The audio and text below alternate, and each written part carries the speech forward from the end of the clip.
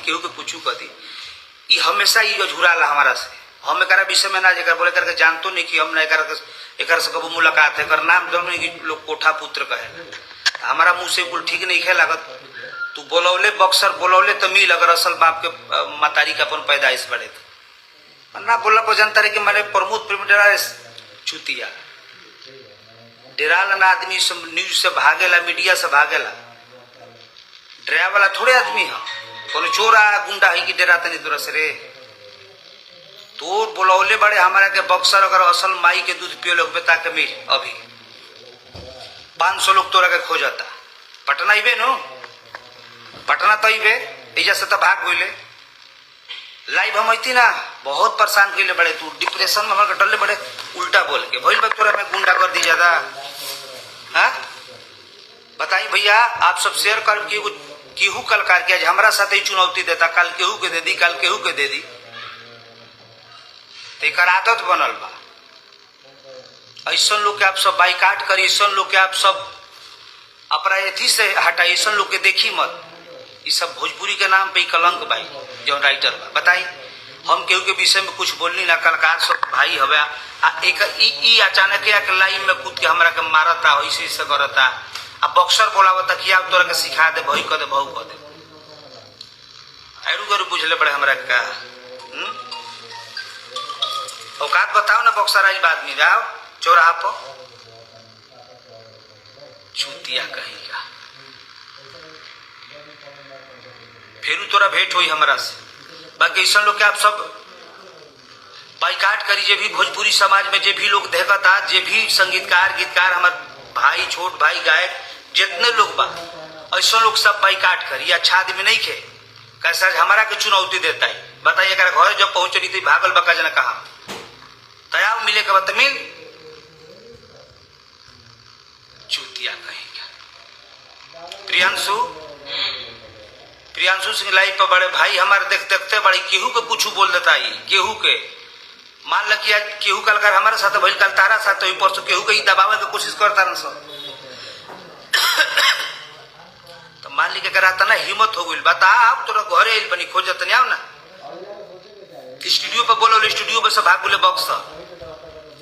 बक्सर भागुले बक्सर आदमी पहुंचल 5 घंटा 4 घंटा जाम में आके, तब एजा से तोर पता नहीं खे चल गोलम्बर आवता ज्योति चौक आव काहे लुका गइले। ऐसा लोग का बाइकाट करी भैया। और हमनी के कोनो गुंडा बदमाश ना, हमनी कलाकार है जा प्रेम के भूखा आदमी। प्रेम से मान ली कि अगर जान मांग तक तारा खातिर दे दिया, अगर प्रेम से ना मांगो, अगर जैसे ही बताइए आदमी फरिया माने तोरे के लोग चिन्हता बक्सर में, हमारे लोग नहीं खे।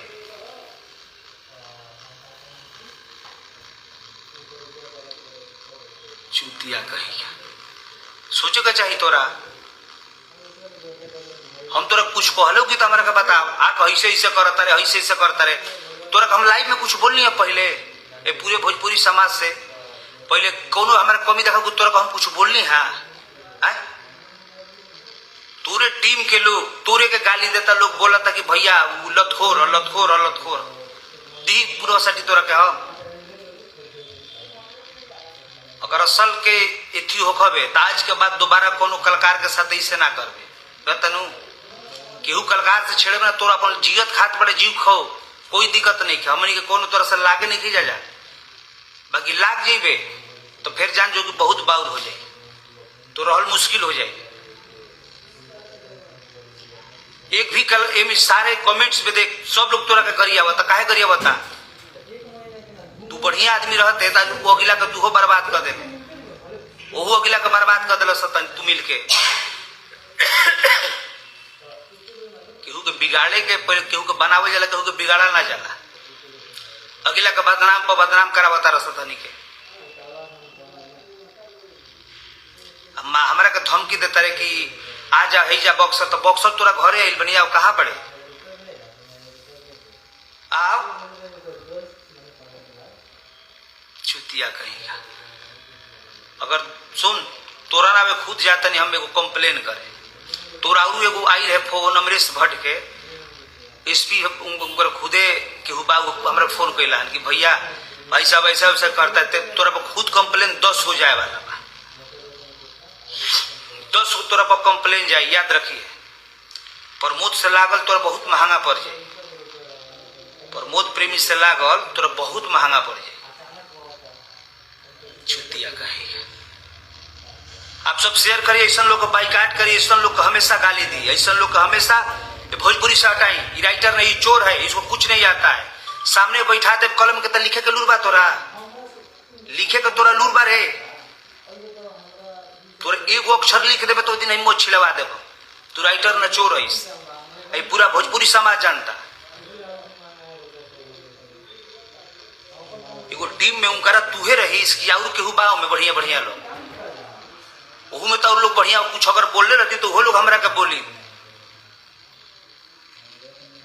मत कर अगले सभा, बहुत दिक्कत हो जी तोरा। सब कलकार से विद्रोह कोई तोरा बड़ी एथी हो जाए। ऐसे तू पर मत और जिया तारे जीव, उससे कोनो दिक्कत नहीं है हमारा। बाकी दोबारा चैलेंज मत करिए, दोबारा चैलेंज मत करिए। तो ऐसी बता दे रही, चैलेंज कैले 500 लोग आइल बा, कोई को गाड़ी आइल से जान जो कि कितना गाड़ी को के आदमी आइल बा ये बक्सा तोरा ला। दोबारा जा कोनो कलकार के चैलेंज मत दी। हमनी के गुंडा मवाली ना है, हमनी के समाज